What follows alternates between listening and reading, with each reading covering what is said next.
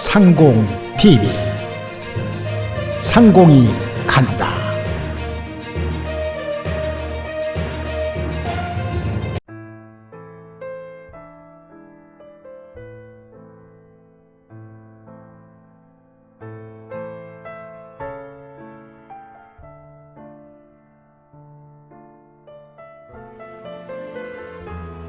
몇 번의 바늘이 비단 사이를 오고 가야 이런 오묘한 작품이 완성되는 것일까? 외길 40년 궁중자수의 대모가 된 이정희 선생. 2022년 비교적 이른 나이인 56세에 전라북도 무형문화재 제28호 자수장이 되었습니다. 40년 외길 인생은 3살 때 소아마비로 2다리가 마비되어 평생을 장애를 안고 살아가는 자신을 성장시킨 것은 자수였다고 말합니다. 그에게 어느 날 운명적인 소식 하나가 전해집니다. 서울에 가면 자수를 가르쳐주는 훌륭한 선생님이 계신다는 소문이었습니다. 운명처럼 찾아온 스승의 만남은 이렇게 이어졌고, 제자가 되어 피나는 노력으로 스승의 전승자가 되었습니다. 25살 어린 나이에 중요 무형문화재 한상수 자수장을 스승으로 섬기며 너무나 고풍스러운 궁중자수의 아름다움에 매료되었던 시절, 수많은 공모전에 이름과 솜씨를 알리며 인정을 받았고, 제13회 대한민국 장애인 미술대전에서 대상을 받는 영광을 차지했으며, 그의 작품 화관이 청와대에 기증되는 영예를 안았습니다.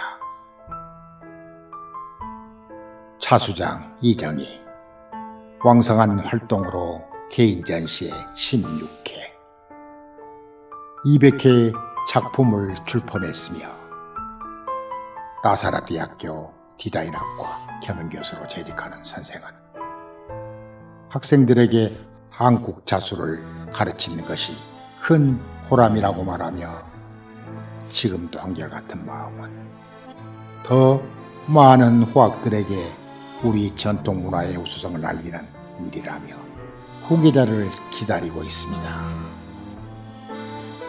장애를 극복하고 자기다움의 빛깔로 향기나는 삶을 꽃피운 선생은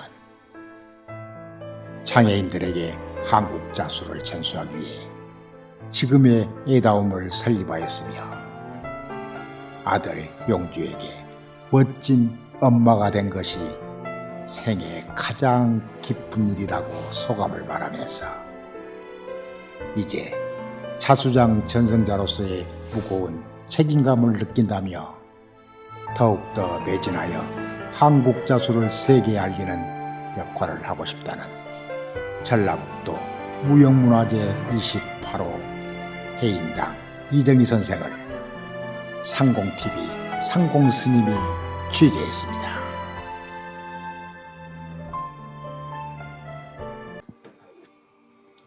말로만 듣던 선생님의 그 작업하시는 모습을 이렇게 직접 뵙게 되니까 뭐랄까 성상을 이렇게 대하는 듯 마음이 숙연해지면서 마음이 뭉클해집니다. 이 어려운 작업을 어떻게 이렇게 오랜 동안 해오셨어요? 저한테는 이 작업이 힘도 들겠지만 이 작업을 하는 동안 제가 살아있는 의미를 느낍니다. 그리고 오랜 세월 동안 이걸 하면서 친구라고 생각하고 했습니다. 친구. 네. 그러시구나. 이제 선생님이 이렇게 유튜브나 또 이렇게 여러 가지 활동 상황을 이렇게 제가 뵈면서 선생님의 어떤 그 정제돼 있고 절제돼 있는 문양의 그 도안 위에다 다채로운 색을 통해서 그 아름답고 우아한 기품을 살리는 게 궁중자수다라는 정의를 하셨더라고요. 네. 선생님의 궁중자수는 어떤 겁니까? 궁중자수라는 거는 왕실에서 주로 사용을 많이 했고요. 또 최고의 실과 또 최고의 장인들이 모여서 만들어내는 게 궁수입니다. 그리고 민수는 투박하면서 그 색상이나 뭐 이런 것들이 궁수에 비해서 떨어지지만 그래도 그 민수는 민수 나름대로의 멋이 또 있고 투박하면. 네, 투박하고 또 색깔이나 뭐 수는 실은 그 민가에서는 그 기술력도 없고 그러니까 대충 이렇게 만들어서 이렇게 사용을 했는데 왕실하고 차이가 나는 거는 왕실에서는 그 모든 장인들이 다 만들어내고 최고의 그 견사라든가 뭐 이런 것들을 천이나 뭐 이런 것들을 다 그 장인들에 의해서 만들어지고 상의원에서 술을 또 거기서 또 하고 옷이나 뭐 이런 것들 다 거기서 지어냈던 거. 그러니까 네. 선생님 말씀을 요약해 보면 네. 단순히 수 자체만을 궁중자수로 보지 않고 네. 거기에 쓰여지는 모든 부재, 네. 재료들도 네. 네. 역시 최고의 엄선된 네. 그런 재료들로 해서 궁중에 자수를 놓는 것을 궁수라 한다. 네. 이렇게 정의를 해주셨어요. 네. 그래서 그 궁수와 민수의 차이를 네. 우리가 또 이야기를 해야 네. 사람들이 헷갈리지 않고 또 이번 기회에 아마 그런 것도 사람들이 좀 접하면서 네. 그 동양자수에 대한 기본적인 네. 이런 것들을 좀 알았으면 해서요. 네. 이 자료를 이렇게 보니까 네. 선생님께서는 2022년도 8월에 네. 문화재 그 장인이 되셨어요. 그래서 전라북도 제28호 네. 궁중자수 자수장 무형문화재가 되셨어요. 어떠셨어요? 제가 지금도 제가 자수장인가 이럴 때가 있어요. 근데 자수장이 되고 나서의 제 삶은 더 힘들어진 것 같아요, 사실은. 어떤 게? 왜 힘드냐면 이제 함부로 어디 가서 말도 함부로 할 수도 없고 또 그 문화재라는 그 타이틀이 있기 때문에 어깨가 무거워요. 책임감 때문에 그렇죠. 네, 책임감이라는 게 딱 있어가지고 아무렇게나 하면 안 되고 또 궁수에 맞게 또 자수도 해야 되고 또 궁수라는 것이 이런 것이다라는 걸 사람들한테 설명도 해야 되고 이러는데 사실은 제가 그 역사에 대한 기록은 제가 많이 모르잖아요. 근데 수만 이렇게 열심히 해왔지 그 문헌에서 뭐 찾아서 이런 것도 말씀을 드려야 되고 하는데 그 부분이 항상 너무 많이 어려운 것 같습니다. 이제 우리가 진정한 문화재가 되면서 진정한 어떤 삶에 대한 공부도 네. 또 다져왔던 40년의 외길에 대한 그런 모든 그 자료를 이제 어떤 이렇게 몸과 마음과 뜻으로 펼치셔야 되니까 네. 무거우시죠 더 네. 책임감도 있으시고 근데 요즘 사람들은 대다수 다 걱정해요. 왜 아름답고 이렇게 화려하고 우아하고 이런 선조들의 아름다운 기품이 서려 있는 예술 문화가 사양길에 들어서느냐 그리고 점점점 소멸되어 가고 있느냐라고 하는 걱정들을 많이 하거든요. 어떤 견해를 갖고 계세요? 저도 그 부분에 대해서는 너무 안타깝습니다. 제가 이렇게 지금까지 자수를 해온 바에 의하면 사람들이 그 요즘 젊은이들은 빨리빨리 하는 걸 좋아하고 또 이렇게 오래 앉아있는 못 견디죠. 그걸 못 견뎌해요. 저희는 막 열 몇 시간씩도 앉아서 이걸 또 저희 젊은 날에는 그렇게 했는데 요즘 젊은이들은 그게 없고 그냥 무조건 빨리 되는 거 빨리 해서 뭔가를 이루어내는 거 시간이 가서 이렇게 기술이나 뭐 이런 걸 연마하는 게 아니라 무조건 해가지고 뭔가를 이뤄내려고 하는 그런 게 있어가지고 힘도 들지만 또한 이걸 하면 어떠한 그 자기 미래에 그런 게 있어야 되는데 없잖아요. 담보가 안 되니까. 네. 그거 하면 선생님 돈 벌어요? 먼저 이런 말을 물어봐요. 애들은. 참 그 돈이라는 게 어떻게 말을 해줘야 될까? 이게 항상 고민이고 또 제가 지금 아들을 전수 장학생으로 시켜놨는데 우리 아들도 과연 이걸 이겨내고 할 수 있을까 걱정이 되는데 이제 다행인 거는 제가 어렸을 때부터 이걸 봐왔기 때문에 그래도 손에 이렇게 익는 거를 빨리 습득을 했어요. 견습이 되죠. 네, 그래서 아들한테 물려주고 싶은데 지금 생각은 그런데 지금은 따라 하겠다고 하지만 또 변할지 이게 걱정이 되지만 그래도 아들이 하고 있다라는 거에 제가 좀 제 많이 뒤를 뿌듯하시죠. 네, 기도해야죠. 그 길을 갈 수 있도록 또 주위에서 협력해야 되고 또 이끌어 주시고 그러셔야죠. 어린 나이인데 25살 때 스승을 찾아서 떠나셨더라고요. 네, 예, 제가 자서전을 좀 봤습니다. 네. 네, 스승님이 중용 무용문화재. 무용문화재 네. 한상수 선생님이신데 네. 선생님에게 한상수 스승님은 어떤 분이셔요? 처음에는 거기 가서 이제 이 궁수를 그때 처음 접하게 된 거예요. 그 전에는 뭐 민수도 했었고, 뭐 기모노 자수도 제가 해봤었어요. 근데 뭐 흥미를 못 느꼈었는데, 근데 나중에 이제 그 한상수 선생님을 만나 뵙고 거기에서 그 궁수라는 걸 제가 접하게 됐잖아요. 그걸 보는 순간 이런 수술이 있었나 너무 감탄스러운 거예요. 그 선생님을 보면서. 그래서 나도 이 술을 좀 배워야 되겠다. 그때 마음 먹고 제가 술을 더 열심히 했고 궁수에 대해서 조금씩 알아가기 시작했습니다. 굉장한 감동으로 네. 그리고 그렇게 기억이 남는다라고 자서전에 그렇게 네. 해고가 됐는데요. 삶에서 그 문득 그 운명처럼 찾아오는 인연들이 있잖아요. 네. 결국 그 스승이라는 한상수 스승을 만나서 선생님은 또 문화재가 되셨고 네. 또 우리 동양자수, 공중자수의 대모가 되셨는데 지금 우리가 여러 가지 어려운 상황들이 있지 않습니까? 대외적으로. 근데 앞으로 이걸 어떻게 하실 생각이에요? 어떻게 이끌어 가실 겁니까? 이제 제가 문화재가 됐으니까 저한테 임무가 주어진 거잖아요. 그렇죠.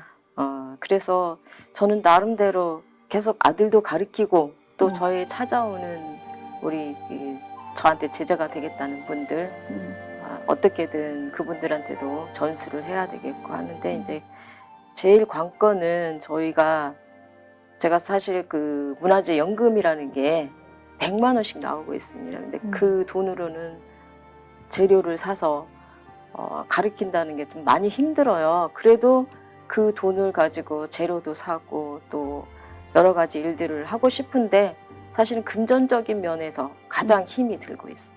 그렇죠. 네. 또 지자재나 또 문화재청 또 모든 지자체들 자체도 우리가 말로 해서 되는 일은 아니잖아요. 그래서 조례안들도 이렇게 만들어서 좀 준비하고 또 지자체장들이나 또 정치적인 활동을 하시는 분들이 정말 협력해서 지역 문화재들을 지키는 그런 파수꾼 역할들을 좀 했으면 좋겠고 너무 아쉬움은 많죠. 그러나 하나하나 차근차근 해 나가야겠죠. 그것보다도 좀 우리가 좀 선생님 기쁘게 해드리고 싶은데 아들 영주에 대해서 자랑 좀 해주셔요. 영주가 중학생인데 네. 제가 처음 오는 날 앉아서 자수를 놓고 있었어요. 네. 마음이 참 이렇게 아픔으로 오더라고요. 저는. 근데 선생님에게는 아들 영주가 유일한 어떻게 보면 혈육이시고 네. 기적같이 찾아온 선물인데 영주는 어떠세요? 선생님에게? 지금 용주는 저한테 가장 큰 보물이죠. 근데 이제 제 옆에서 컴퓨터를 잘해요.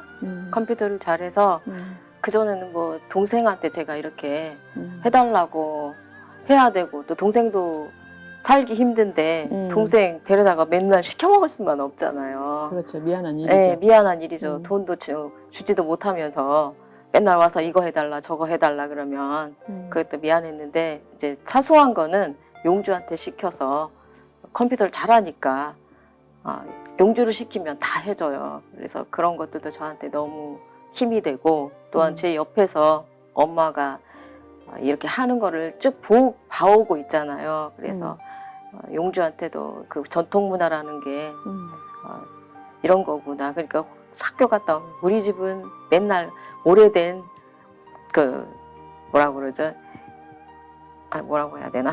갑자기 생각이 유물 그런 것들만 골동품만 있는 집안이라고 뭘 하나 사면 20년 가까이를 쓰고 그런다고 그러면서 그래도 그 전통에 대한 그런 거를 아주 좋아하고 또 제가 이렇게 좋아하는 걸 옆에서 싫어하지 않고 엄마 이런 거는 좀 버렸으면 좋겠는데 그러다가도 챙겨주고 이렇게 하거든요. 네, 그래서 큰 힘이 되고 있습니다.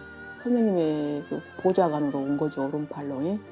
그래서 막 영주는 앞으로 더 성장할 거고 또 중요한 자료들을 또 제가 이렇게 보다 보니 선생님이 또 수상 경력이 굉장히 화려하시고 수많은 영예를 안으셨는데 또 제10회 장애인 또 그 공모전에서 우리 또 대통령상을 또 수상하셨고 또 화관이라는 작품을 또 청와대에 기증하는 그런 영예를 또 안으셨더라고요. 네.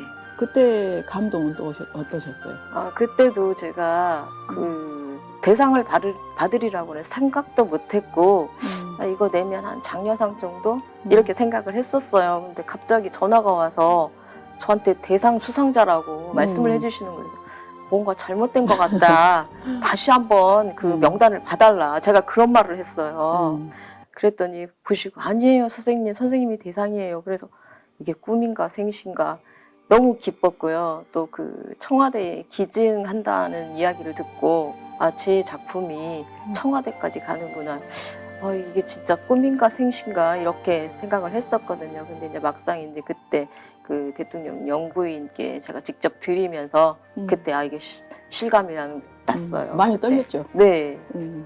많이 떨렸다는 그런 감정을 이렇게 소외를 받으시는 걸 제가 또 봤어요. 근데 이제 선생님에게는 어떻게 보면 당신의 인생을 가장 아름다운 색깔로 자기만의 독특한 세상을 자수를 통해서 이렇게 세상에 빛을 밝히셨는데 자수할 때는 선생님은 어떤 경지에 머물러 계시나요? 자수할 때는 그냥 아무것도 안 보여요. 이 자수만 눈에 들어오고 누가 뭘 시키면 짜증이 나요. 이거를 지금 막 하고 있는데 열심히 하고 있는데 지금 재밌어서 열심히 하고 있는데 뭘 해달라고 옆에서 누가 그러면 그건 이제 맥이 끊기는 거예요. 제가 일을 하다가 리듬이 끊겨서 다시 또 돌아와서 이걸 하려고 그러면 자리가 안 잡혀요. 그래서 들어가는 시간이 필요하니까. 네, 그래서 저한테 뭐 하고 있을 때 뭘 시키지 말라고 이야기를 하죠. 네, 그렇죠. 주의해야죠. 주위에서도 작업을 하실 땐 일체 예분인들이 이렇게 방해하면 안 되죠. 작업에 몰입할 수 있도록 그렇게 해줘야 되는 것이죠. 앞으로 이제 애다움이 어떻게 만들어졌는가의 설립 과정들을 제가 좀 뒤져봤거든요. 네. 수많은 또 장애인. 그 선생님은 또 그게 선생님이 오늘 있기까지 하는 근간이 되었지만 선생님의 전체적인 성장 과정에서 지금까지의 삶은 정말 그 일반 사람이 견딜 수 없는 그런 큰 어떤 어려움을 갖고 계셨거든요. 그런데 어떻게 여기까지 그 40년을 한 길을 올곧게 오셨는지 그건 뭐 저희들이 언어로서는 정말 표현할 길이 없어요, 실은. 근데 그 애다움을 다시 또 설립해서 또 그 어떤 장애인들을 위한 금융제도 시스템을 좀 도움을 받으셨는데 오히려 그게 또 어려운 일이 되셔서 그 수많은 호학들을 또 이렇게 지도하시고 또 장애인들이 앞으로 어떤 삶을 살면서 보람을 느끼고 뭔가 소소한 일을 통해서 어떤 자기 문제를 해결할 수 있는 그런 출로를 열어주기 위해서 시작을 하신 것 같아. 네. 근데 애다움이 어떻게 된 거예요, 지금? 어느 상황에 놓인 거예요? 제가 사실은 이 건물이 제 거였습니다. 장애인 공단에서 제가 그 대출을 받아가지고 이 집을 짓게 됐는데요. 저는 그때까지만 해도 꿈이 있었어요. 장애인들하고 장애인 되신 분들하고 같이 제가 자수도 가르치고 이렇게 하면 참 좋겠다라는 생각을 했는데 그게 저한테 가장 큰 뭐라고 해야 될까? 늪에 빠진 거였어요. 사실은. 딜레마죠, 그죠? 네. 그 저와 같은 생각이 아니에요. 다른 그 장애인분들이. 저는 저와 같은 생각을 다 가졌으리라고 생각을 했는데 장애가 있기 때문에 뭔가에 여기에 심취해서 이런 걸 하게 되면 더 잘할 수 있을 거라는 생각을 했는데 아니었어요. 그분들은 못 견뎌 했어요, 사실은. 그래서 그 장애인 한 명당 그 대출이 3천만 원씩이었어요. 그래서 7명 정도를 제가 고용을 해서 대출을 받아갖고 이 집을 지은 건데 아무것도 안 돼 버린 거예요. 다 그만두고 이러면 다 돈을 내놔야 되는 상황이에요. 흩어지니까. 네. 그래서 그게 이제 제가 이자를 냈고 어쩌고 하다 보니까 이게 계속 돈만 빚만 지는 거지. 그렇죠. 이제 저가 어떻게 해볼 도리가 없는 거예요. 이자가 한두 푼이 아니기 때문에. 그래가지고요. 그래서 이게 경매 위기까지 갔어요. 경매로. 안타까운. 네, 경매로 가가지고 그동안 너무 힘들었죠. 그 은행에서는 압박하죠. 이자 내라고 그러죠. 사람들은 그만두죠. 그러니까 그때 당시 정말 제가 죽고 싶다는 생각을 해본 적이 없어요. 제가 어렸을 때부터. 나는 살아서 꼭 내가 뭔가를 하겠다 이런 생각으로 살아왔는데 그때는 정말 힘들어서 죽어버리면 이거 다 끝나는 거 아닌가 그런 생각까지도 했었어요. 근데 그러면 안 돼. 내가 지금 이거를 하기 위해서 어떻게 살아왔는데 내가 여기서 죽으면 안 되지. 그러고 동생하고 상의를 했어요. 이걸 어떻게 했으면 좋겠냐 그랬더니 이제 그때 당시에 이 집이 넘어가면 안 된다고 아버지가 또 저한테 네가 꼭 어떻게든 찾아서 이끌어 가야지 이걸 넘기면 되겠냐. 네가 어떻게 고생해서 만든 건데. 그래가지고 작은 아버님이 서울에 사세요. 그래서 작은 아버님한테 가가지고 아버님이 이렇게 생겼으니 네가 돈을 좀 빌려주라. 그래서 작은 아버지한테 한 3억 정도를 돈을 빌렸어요. 빌려서 경매 위기까지 간 걸 돈을 갚고 작은 아버지 앞으로 명예를 해드리고 제가 그 이자 감당을 하면서 지금까지 살고 있는데 너무 힘듭니다. 진짜 그 이자가 100만 원이 넘어요. 선생님이 눈물을 흘리시네. 얼마나 힘드셨으면. 이 3살 때 소아마비로 해서 다시는 일어설 수 없는 상황을 지금 이렇게 넘어오신데도 그거보다 더 힘드셨던 거죠. 그게 그 가장 장애보다도 그렇죠. 그 고통. 네, 그게 더 많이 힘들었습니다. 근데 이제 다시 또 제가 예다움이라는 이거를 설립을 해서 법인을 지금 만들어 볼까 생각하고 그 고유번호가 지금 나와 있는 상태고요. 저는 자수뿐만이 아니고 장애인들이 다 틀리잖아요. 자수를 좋아하는 사람이 있고 그림을 좋아하는 사람이 있고 서예를 좋아하는 사람들이 있고 그래서 그런 단체를 한번 만들어서 공예 전체 네, 분야를 그 서와 공예 서와 이렇게 해서 그 장애인들이랑 같이 저를 롤모델로 해서 봐줬으면 좋겠고요. 그 장애인분들이랑 같이 한번 갈 수 있는 길을 만들어 보고 싶습니다. 전통 선생님 문화도 눈물 닦으셔야 되겠다.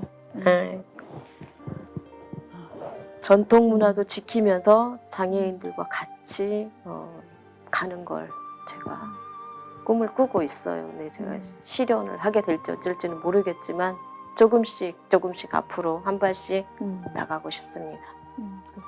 건강은 어떠세요? 건강은 제가 그 척추 측면증이 아주 심해요. 어렸을 때부터. 근데 그게 이제 골반으로 온 것 같아요. 골반이 장시간 앉아 있으면 골반이 아픈데 그래도 여기에 심취하면 아픈 거 몰라요. 잊어버리는. 네, 잊어버리고 이게 진짜 없으면 제가 아마 살아남지 못했을 거예요. 근데 이걸 하면 제가 살아있는 느낌이 오니까 이걸 하고 있으면 안 아파요. 제가 가만히 듣고 있으니까 자수는 선생님에게 진통제네. 네, 모든 맞습니다. 통증, 세상의 고통을 네. 다 제거해줘버리는 운명 같은 그런 만남, 자수의 만남이 그런 것 같아요. 그래서 앞으로 이제 그런 일들이 하나하나 뜻이 맞는 사람, 또 건강한 사람, 네. 또 이런 일을 운명처럼 받아들여서 자기 일처럼 해나가는 사람들이 있거든요. 네. 그들이 이 세상에는 꼭 자기만 아는 사람만 있는 게 아니라 공적인 사람들도 있고 이런 일들을 어떤 보편적인 일들에 대해서 가치를 공유하려고 하는 또 사람들이 불의의 사람들이 있기 때문에 같은 사람들이 공명하고 네. 서로 손잡고 이렇게 해서 그런 큰 일들을 선생님 중심으로 해 나가야 되겠죠. 이제 선생님 뒤에 지금 정말 이게 눈으로는 다 볼 수 없는 눈으로 볼 수 없기 때문에 마음으로 담을 수밖에 없고 마음으로 볼 수밖에 없는 뒤에 병풍이 펼쳐져 있는데요. 살아있는 듯 해요, 그냥. 그래서 이 작품은 하나, 둘, 셋, 넷, 다섯, 여섯, 일곱, 8폭이네요. 네. 근데 이분들이 미국에를 다녀오셨죠? 이건 예, 너무 일본. 커서 못 가고 일본하고 일본. 중국하고 저기 어디야 베트남하고 갔다 왔습니다. 대단하시다, 저 호랑이님도. 그분들의 어떤 그 감동은 어떠셨어요? 우리나라에서는 말할 수 없이 그 우리나라 분들은 그냥 자수도 많이 보고 그러니까 우리 것을 또 그렇게 좋아하지 않잖아요. 근데 거기 갔을 때 우리나라 사람들보다 너무 감동으로 이렇게 다가오게끔 좋아해 주시고 또 팔라는 사람들도 있었지만 이거는 너무 힘들게 제가 했기 때문에 할 수가 없었어요. 아무리 어려워도. 몇 년 걸리셨다고 했죠? 이게 제가 한 다른 소품 조금씩 하면서 3년 정도를 걸렸습니다. 천일 기도네요. 정말 저는 제가 얼마 전에 여기 현장을 방문했는데 이 작품을 보면서 이 작품 하나만 모실 수 있다면 산신각을 따로 지을 필요가 없구나. 절집에 이제 산신각을 따로 짓고 네. 탱화를 모시잖아요. 네. 근데 우리 탱화는 그 불화장이라고 그래가지고 그 불화장들께서 이제 탱화를 이렇게 오채색을 이용해서 이렇게 불화를 그리시는데 자수로 탱화를 이렇게 해도 참 좋겠다. 네. 라는 그런 전환이 좀 됐어요. 저는 사고에 대한 전환. 왜 우리가 불화를 꼭 그림으로만 그려서 모셔야 돼? 이런 문화재 측면에 활동하고 계시고 작업하시는 선생님들에게 의뢰해서 정말 이런 걸 탱화로 이렇게 모시면 참 좋겠다라는 그런 발상들을 제가 했어요. 네. 그래서 이걸 이렇게 챙겨놓고 갔는데 지금 우리 주위의 지인들은 지금 전부 자기 그 블로그나 이런 것들을 이걸로 다 바꿨더라고요. 메인으로 길을 받는다고. 그래서 많은 분들이 좀 세상 밖으로 나와서 작품들이 많은 사람들과 좀 만나고 또 소통하고 또 저처럼 작품을 통해서 힐링할 수 있는 치유받을 수 있는 그런 기회들이 자주 있었으면 하는 거예요. 저는 그런 데 있어서 선생님 건강관리도 걱정이 되고 또 저도 그렇게 먼 거리에 있지 않아요. 선생님하고. 네. 그래서 자주 뵙고 저부터 열심히 선생님 좀 잘 모시면서 더불어서 그렇게 일하고 싶습니다. 끝으로 자서전 보니까 제가 오늘 좀 선생님 앞에서 읽어드리고 싶었는데 네. 선생님이 소박한 꿈이면서 가슴으로 절절히 오는 그 모성이 느껴지는 대목이었어요. 제가 짤막하게 선생님 앞에서 말씀드리자면 내가 하나의 꿈이 있다면 내 유일한 혈육, 아들, 나에게 선물로 온 이 세상에 선물로 와준 용주와 함께 모자가 펼치는 그런 전시회를 한번 하고 싶다. 이런 내용이 제 마음에 정말 화살처럼 박히더라고요. 네. 선생님이 한번 말씀해 주세요. 네. 그 꿈을. 제가 어머니하고는 생전에 계실 때 어머니하고는 모녀전을 한 번 했어요.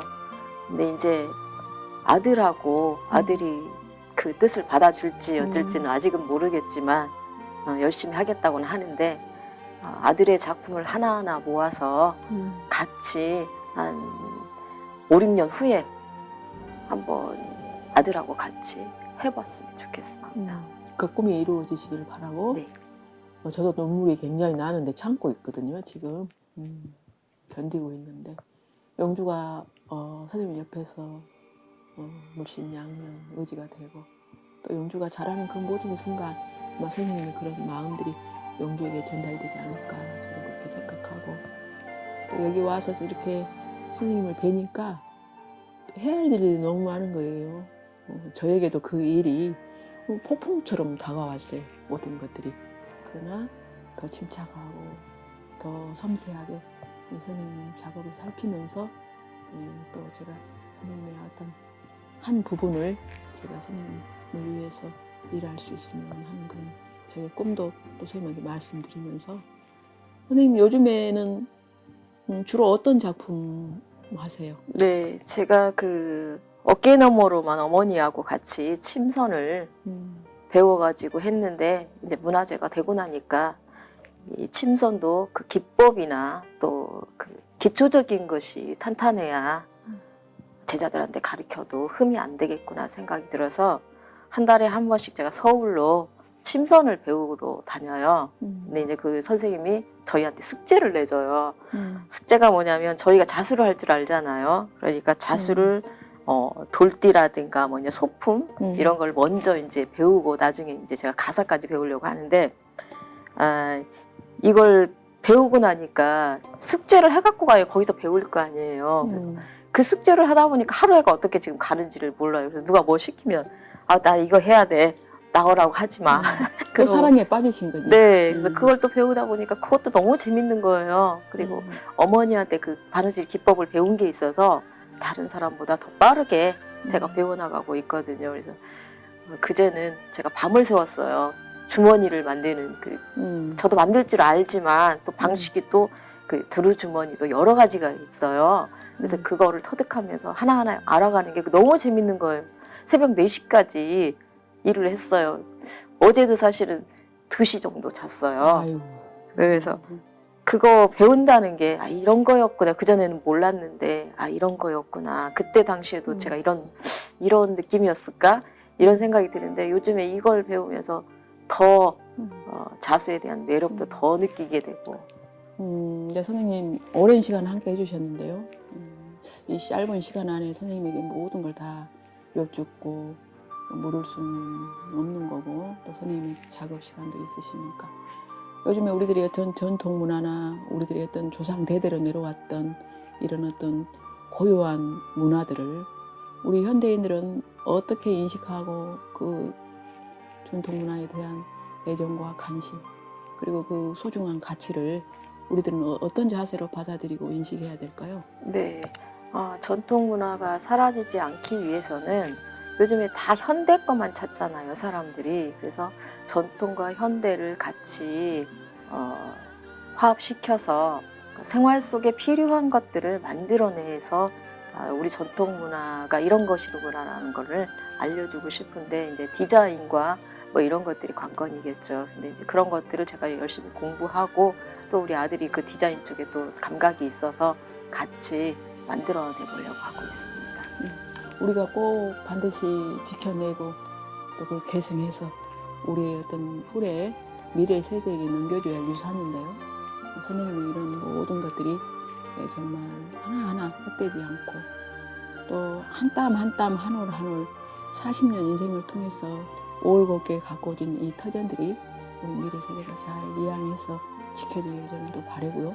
또 선생님의 건강과 또 하시고자 하는 그 소박한 꿈들이 한 발 한 발 이루어나는 그런 어떤 또 기적이 저희들은 기대되고 또 늘 옆에서 선생님을 또 늘 선생님에게 응원하는 그런 사람으로 또 남겠습니다. 오늘 장시간 이렇게 함께 해주셔서 감사하고요. 선생님의 건강을 또 항상 늘 기도하겠습니다. 감사합니다. 네, 감사합니다.